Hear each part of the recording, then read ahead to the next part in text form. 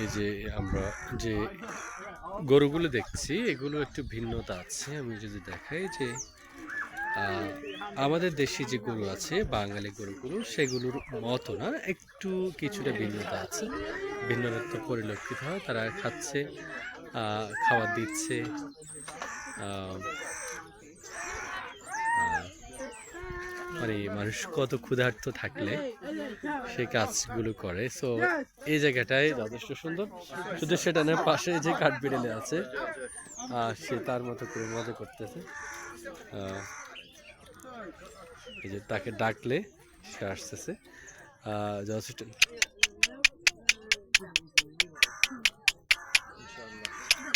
Just amazing.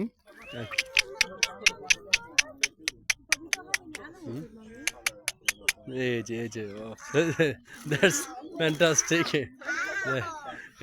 এটা অসাধারণ ছিল যে একটা বাবু শরীরে উঠে সে বাদাম নিয়ে না। অর্থাৎ কাঠবিড়ালিগুলো যথেষ্ট স্মার্ট। এই যে গরুগুলো একটু ডিফারেন্ট। আমরা বাঙালি যে গরুগুলো দেখি বাংলাদেশি, সেগুলোতে টোটালি ভিন্নতা আছে এই গরুগুলোর মধ্যে। শিশু থেকে শুরু করে বয়স্ক সবাই খুব আন্তরিক এই গরুগুলোর কাছে সবাই খুব আনন্দের সহিত এই পশুগুলোর সাথে তারা ট্রিট করে। এটা একটা পার্ক। পার্কের মধ্যেই আপনি জোর ফ্লেভার পাবেন। দেখুন অনেক সুন্দর যে বাইরের প্রকৃতি, আর এটা জাস্ট অসাধারণ।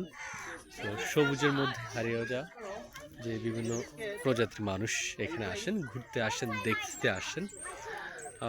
সত্যি অসাধারণ।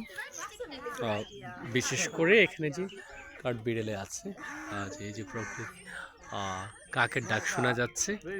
অর্থাৎ সব কিছু কাক, কাউ, কাঠবিড়ালি থেকে শুরু করে সব কিছু জাস্ট অসাধারণ। তো যারা ঘুরতে পছন্দ করেন তারা এই জায়গাটিতে আসতে পারেন। লন্ডনের পথে পথে আজকের মতো বিদায় নিচ্ছি। আপনারা সকলে ভালো থাকুন, সুস্থ থাকুন। আল্লাহ হাফিজ।